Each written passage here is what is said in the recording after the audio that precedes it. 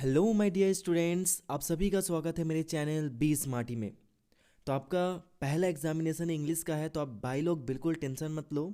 मैं पूरी कोशिश कर रहा हूँ, मैं अपने शेड्यूल में थोड़ा बिजी रहता हूँ, लेकिन फिर भी मैं कोशिश कर रहा हूँ कि आप लोगों को मैं इंपॉर्टेंट क्वेश्चन का जो सीरीज़ है ना, उसको मैं जल्दी से जल्दी कंटिन्यू करूँ। और प्लस आप लोगों को ये भी मैं सिखाऊंगा कि आंसर्स लिखते कैसे हैं, या फिर क्या क्या ऐसी टॉपिक्स हैं जो आपको एग्ज़ाम में पूछी जाएंगी, आप उसमें अच्छे मार्क्स कैसे ला सकते हो। तो आज के इस वीडियो में हम लोग देखने जा रहे हैं द ब्लैक एरोप्लेन, इसके इंपॉर्टेंट क्वेश्चंस कौन कौन है। ठीक है, तो without wasting more time let's start the video. तो हमारा सबसे पहले आता है शॉर्ट आंसर टाइप क्वेश्चन, और हमारा पहला क्वेश्चन पूछा है कि I will take the risk, what is the risk and why does the pilot of the old Dakota take it. तो सबसे पहले यहाँ पे बोला गया है कि हमारे जो नरेटर है ना, वो कहते हैं कि मैं रिस्क लूँगा। तो आखिर यहाँ पे किस रिस्क की बात की गई है, और वो नरेटर जो है वो रिस्क क्यों लेते हैं। तो सबसे पहले जब हमारे नरेटर हैं वो पेरिस से इंग्लैंड जा रहे होते हैं, ठीक है, अपनी फैमिली के साथ टाइम स्पेंड करने के लिए। तो इस समय यहाँ पे बताया गया है कि हमारे जो नरेटर है ना, वो रिस्क क्या लेना चाहते हैं। जब वो आसमान में उड़ते हैं तो उड़ते वक्त उनको क्या होता है कि ब्लैक ब्लैक क्लाउड्स दिखते हैं जो कि बड़े बड़े माउंटेन के जैसे होते हैं, और वो स्टॉर्मी क्लाउड्स होते हैं।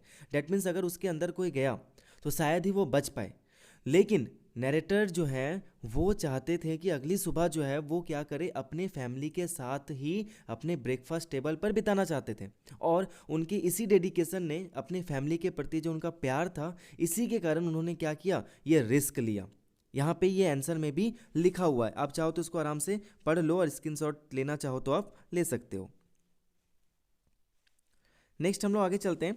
वाट made the lady at the control room look the narrator strangely. तो सबसे पहले माय डियर स्टूडेंट्स, ये जो यहाँ पे लिखा हुआ है ना, आप अच्छे से यहाँ पे देख सकते हो कि मेड द। तो कभी भी आपके पास ऐसे क्वेश्चंस आ जाए ना, वाट मेड प्लस सब्जेक्ट, तो आप समझ जाना उसका हिंदी होगा ऐसा क्या हुआ। जैसे कि वाट मेड यू कम हेयर, ऐसा क्या हुआ कि तुम यहाँ पे आए। वाट मेड ही गो देयर, ऐसा क्या हुआ कि वो वहाँ पे गया। ठीक है, इसी तरीके से यहाँ पे पूछा गया है कि what made the lady at the control room look the narrator strangely, यानी आखिर उस कंट्रोल रूम में ऐसा क्या हुआ कि वो लेडी जो है वो नरेटर को बड़े अजीब तरीके से देखने लगी। तो भाई हुआ क्या था, आपको तो स्टोरी पता ही है कि जैसे ही हमारे नरेटर उस एरोप्लेन से नीचे उतरते हैं, रनवे पे उतरते हैं, उसके बाद वो क्या करते हैं, उस कंट्रोल रूम में जाते हैं। और जाने के बाद सबसे पहला क्वेश्चन पूछते हैं कि भाई आप मेरे को बताओ कि मैं जब आसमान में उड़ रहा था उस स्टॉर्मी क्लाउड के अंदर, तो मेरे साथ वो पायलट कौन था, वो एरोप्लेन का पायलट था कौन आखिर। लेकिन जैसे ही हमारे नरेटर ने ऐसा क्वेश्चन पूछा, वो लेडी जो है वो क्या करने लगी, स्ट्रेंजली देखने लगी। और वो हंसती और क्या बोलती है कि सर आप वहाँ पे केवल अकेले उड़ रहे थे। तो नरेटर चौंक गए, उन्होंने पूछा कि अच्छा आप ज़रा ट्राई तो करो अच्छे से देखने का। तो वो लेडी जो वो फिर से क्या करती है, अपने रडार पे देखती है, और वहाँ पे कोई भी दूसरा एरोप्लेन नहीं दिखता है। और इसी वजह से वो लेडी जो है शुरू में बहुत ही स्ट्रेंजली देखती है। तो यहाँ पे आपको आंसर दिए हुए हैं, आप चाहो तो इसको लिख लो या फिर आप स्क्रीनशॉट ले सकते हो। नेक्स्ट क्वेश्चन पूछा है हमारा, What happened when the narrator went inside the black clouds? And my dear students, ये क्वेश्चन बहुत ही ज़्यादा इंपॉर्टेंट है इस चैप्टर का। अगर आप शॉर्ट आंसर में ले लो, आप लॉन्ग आंसर में ले लो, आखिर जब वो हमारे नरेटर जो हैं वो उस क्लाउड के अंदर जाते हैं तो उनको क्या होता है, उनके एरोप्लेन के साथ क्या घटना घटती है। Let's see. सबसे पहले जब वो अंदर जाते हैं तो अंदर जाने के बाद वो जो क्लाउड था ना, वो बहुत ही ज़्यादा थिक था और बहुत ही ज़्यादा डार्क था। तो वो अपने एरोप्लेन के बाहर है ना, वो कुछ भी नहीं देख पा रहे थे, कुछ भी नहीं देख पा रहे थे, है ना। और उसके बाद क्या हुआ, उनका जो एरोप्लेन है ना वो हवा में ही जंप करने लगा, ट्विस्ट करने लगा, इधर उधर ऊपर नीचे होने लगा। उन्होंने सोचा कि चलो पेरिस कंट्रोल को कांटेक्ट करते हैं। तो उन्होंने क्या किया, अपना रेडियो चेक किया, तो उनका रेडियो काम नहीं कर रहा था। वो सोच रहे थे कि मैं किस दिशा में हूँ, चलो मैं वो देख लूँ। तो जब उन्होंने अपना कंपास चेक किया तो उनका कंपास वर्क नहीं कर रहा था। अगर मैं ऐसा कहूँ तो ये सारी की सारी एक निशानी थी कि भाई अब वो मरने वाले हैं, क्योंकि उनकी कोई भी चीज़ जो है वो वर्क नहीं कर रही थी, प्लस उनके पास फ्यूल भी ज़्यादा नहीं बचा हुआ था। चलिए अब हम लोग देखते हैं हमारे लॉन्ग आंसर टाइप क्वेश्चन किस टाइप के आपके पूछे जाएंगे।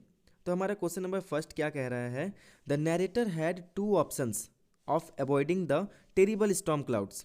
हमारे नरेटर के पास दो ऑप्शन था कि चाहे तो वो वापस चले जाए पेरिस या फिर वो उस क्लाउड के अंदर घुसे, वो रिस्क ले। Y didn't he use them? Was his decision of flying straight into the storm clouds a strong decision, a sound decision? Give a reasoned answer. Sorry, यहाँ पे दो ऑप्शन जो है वो ये था कि चाहे तो वो क्या करे, उस क्लाउड के बगल से जाए या फिर वो वापस चले जाए। तो उनके पास बहुत सारे ऑप्शंस थे, लेकिन उन्होंने वो चूज़ नहीं किया। उन्होंने ये क्यों चूज़ किया कि वो क्लाउड के अंदर से ही जाने वाले? यही आपसे क्वेश्चन पूछा गया है। तो सबसे पहले हमारे जो नरेटर है ना, वो डेयरिंग पर्सन थे, वो कायर नहीं थे। सबसे पहली बात, वो रिस्क लेना जानते थे।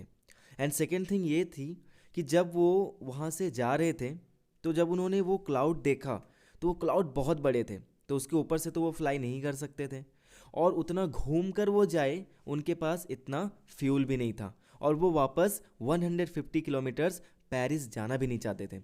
उनके माइंड में फटाक से क्या हुआ, अपने फैमिली का फिगर जो है वो बनने लगा कि नहीं, मुझे कल क्या करना है, किसी भी हालत में मॉर्निंग ब्रेकफास्ट जो है वो अपने फैमिली के साथ ही डाइनिंग टेबल पर बैठकर करना है। और इसी मोटिवेशन के कारण उनके अंदर से एक एनर्जी निकलती है कि मैं रिस्क लूँगा और मैं उसके अंदर से ही जाऊँगा। इसीलिए उन्होंने ये रिस्क लिया और वो बादलों के अंदर से गए।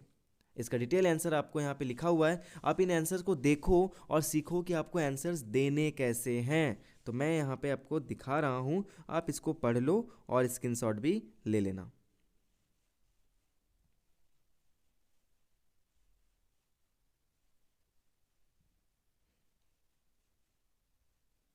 एंड बच्चों, अगर आप लोगों को मेरी ये सीरीज़ पसंद आ रही है तो प्लीज़ इस वीडियो को भी एक लाइक कर दें, और बाकी की जो सीरीज़ है ना वो मैं नीचे आपको डिस्क्रिप्शन बॉक्स में दे दूंगा, और इसके इंपॉर्टेंट की पॉइंट्स जो है ना वो आपको कमेंट सेक्शन में जरूर मिल जाएंगे। ठीक है, तो चलिए हम लोग चलते हैं हमारे next question, that is the narrator made every possible endeavour to save himself. Endeavour का मतलब क्या होता है?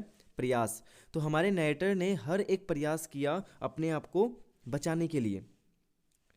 He did not lose hope in the direct situation. What values helped him endure the critical situation bravely? लेकिन हमारे narrator ने अपना धैर्य नहीं खोया, अपना साहस नहीं खोया, और किसी भी तरीके से वो उस सिचुएशन से लड़ते रहे।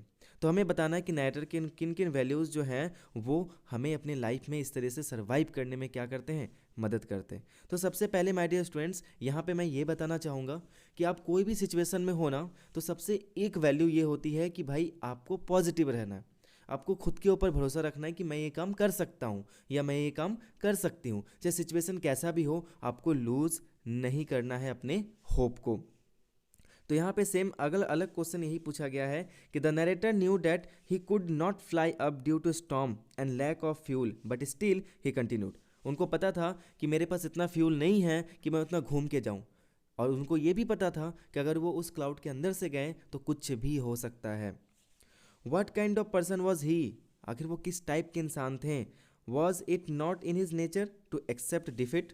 क्या ये उनके नेचर में नहीं था कि वो हार को स्वीकार कर ले?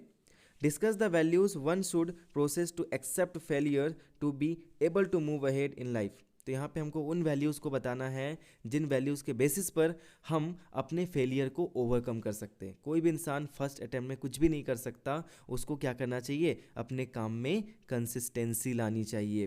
तो यहाँ पे मैं आपको आंसर दे दे रहा हूँ, आप इसको अच्छे से पढ़ लो, समझ लो, है ना, और जो भी डिफ़िकल्ट वर्ड्स होंगे आप उसको सर्च कर लेना। एंड आई होप कि इसमें डिफ़िकल्ट वर्ड्स नहीं होंगे, क्योंकि आंसर बहुत ही शॉर्ट एंड सिंपल है।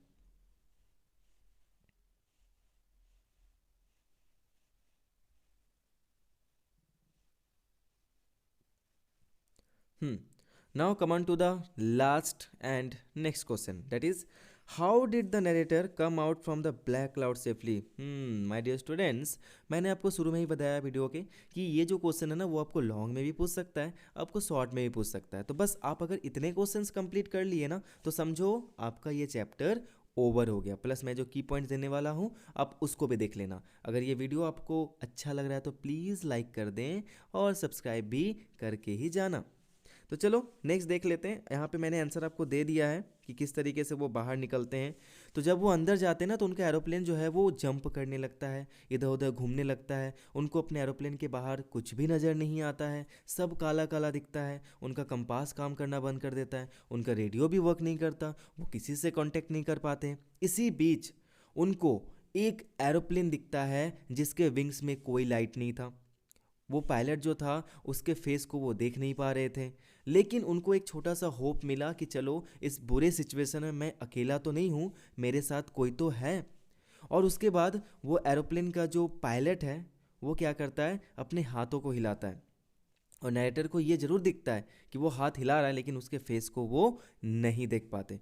उसके बाद वो एरोप्लेन जो है वो बोलता है कि मुझे फॉलो करो। और हमारे जो नरेटर है वो एक ओबीडियंट चाइल्ड के जैसे उस एरोप्लेन को फॉलो करने लगते हैं। और धीरे धीरे आधे घंटे के फ्लाइट के बाद वो एरोप्लेन कहीं गायब हो जाता है और हमारे नरेटर जो हैं वो उस ब्लैक क्लाउड से, उस माउंटेन लाइक क्लाउड से बाहर निकल आते हैं। और जब वो बाहर निकल आते हैं तब उन्होंने बहुत खोजा उस पायलट को, उस एरोप्लेन को, उनका कोई भी साइन उनको नहीं मिलता। यहाँ तक कि कंट्रोल रूम का जो रडार होता है उस रडार में भी वो एरोप्लेन नहीं दिखता है। आखिर वो एरोप्लेन था कौन, आखिर वो पायलट था कौन, कहाँ से आया था, कैसे आया था। तो इसलिए कहते हैं माय डियर स्टूडेंट्स कि अगर आपके अंदर डेडिकेशन हो कोई चीज़ को पाने के लिए, कोई चीज़ को करने के लिए, तो गॉड हमें खुद मदद करता है। एंड माय डियर स्टूडेंट्स, मैंने आप लोगों के लिए एक पोअम लिखा है, उसकी लिंक भी मैं डिस्क्रिप्शन बॉक्स में दे रहा हूँ। उसका नेम है रख हौसला तो सब करेगा। And thank you so much for watching this video. अगर आपको वीडियो अच्छा लगा तो प्लीज़ लाइक करें, सब्सक्राइब करके जाएं, अपने फ्रेंड्स के साथ शेयर करें। And wish you all the very best for your examination. Till then be safe, be happy and keep smiling. Thank you so much.